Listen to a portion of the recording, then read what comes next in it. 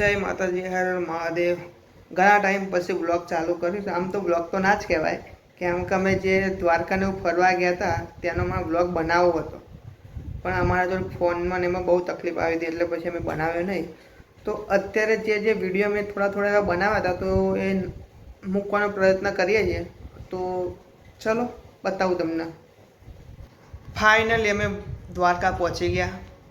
દ્વારકામાં અમે દર્શન મસ્ત એવા કરી દીધા। વહેલા પહોંચી ગયા હતા પણ રહેવાની સગવડ નથી મળતી, તો કેમ કે એ ટાઈમે બહુ જ પબ્લિક આવતી હતી, તો અમારા બહુ એટલે બહુ પ્રોબ્લેમ થઈ। પણ સારું થી અમે ગાડી લઈને ગયા હતા, તો એના કારણે ખાલી અમારે એક એવો રૂમ મળી ગયો, તો અમે ત્યાં ફ્રેશ થયા, તૈયાર થઈ અને પછી અમે દર્શન કરવા ગયા અને પછી ત્યાંથી અમે ગયા સીધા બેટ દ્વારકા।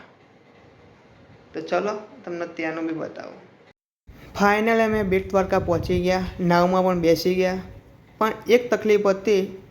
નાવમાં જે ઘેટા બકરાને જેમ ભરતા હતા બાપા, અને સેફટી તો કોઈ અમુક પહેરે અમુક ના પહેરે, અમે તો પહેરી લીધી હતી, તો અમને કંઈ ટેન્શન હતું નહીં, પણ તો બી એક બીક રહેતી હતી કે ભાઈ કંઈ થઈ ના જાય।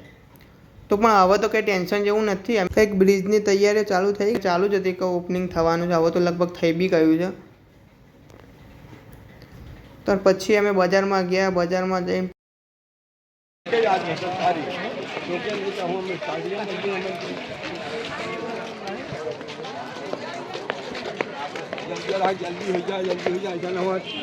वो भाई अकेला अकेला आगे चल रहे हैं।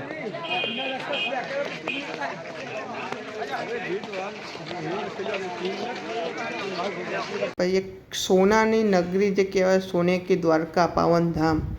અમે તો અંદર ગયા નહોતા, ટિકિટ હતી અંદર પાછી, ને અમને લાગ્યું કે ના ભાઈ અંદર કંઈ એવું લાગતું નહીં કે જોવા જેવું, તો અમે તો ના ગયા। પછી ખબર નહીં કંઈ જોવાનું હશે કે નહીં હોય, તો અમે પછી ત્યાંથી પાછા વળી ગયા।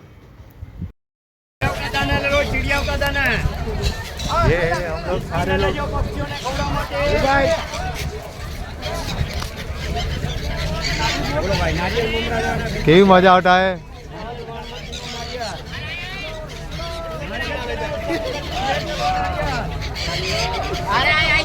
डर लगता है हमें कभी भी।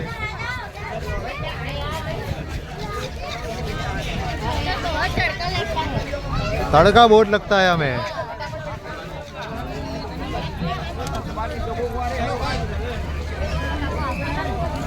ફાઇનલી પછી અમે દર્શન કરીને નીકળી ગયા અને બોટમાં પાછા બેસી ગયા। પક્ષીઓ હેરાન બહુ કરતા હતા, એટલે એમ કે ચરખી જતા તારા ઉપર। આમ જો ફરવાની તો બહુ જ મજા આવી।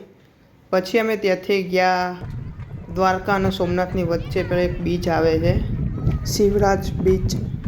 અરે ગોવા જેવી ફિલિંગ આવતી તો બાકી।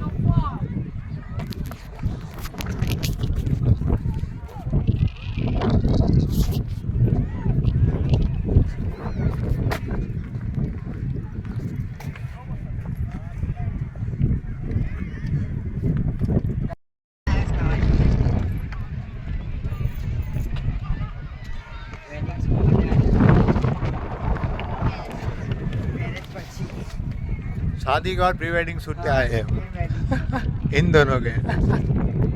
શિવરાજ બીચ ઉપર મસ્ત એવો ફોટોશૂટ કરીને પછી ત્યાંથી અમે નીકળી ગયા સોમનાથ જવા। સોમનાથમાં અમે પહોંચ્યા રાતે 1-2 વાગે, તો અમે ત્યારે કંઈ વિડીયો શૂટ કર્યું નથી। હવે મંદિરમાં તો કંઈ શૂટ કરવા દેતા નહોતા, તો અમે કંઈ શૂટ નથી કર્યું, કેમ કે થાકી ગયા હતા એટલા ને, તો અમે ઊંઘવાની જગ્યા નથી, કેવું સોમનાથમાં ઊંઘવાની જગ્યા નથી મળી, તો અમે શોધવામાં અમારો કલાક નીકળી ગયો હતો।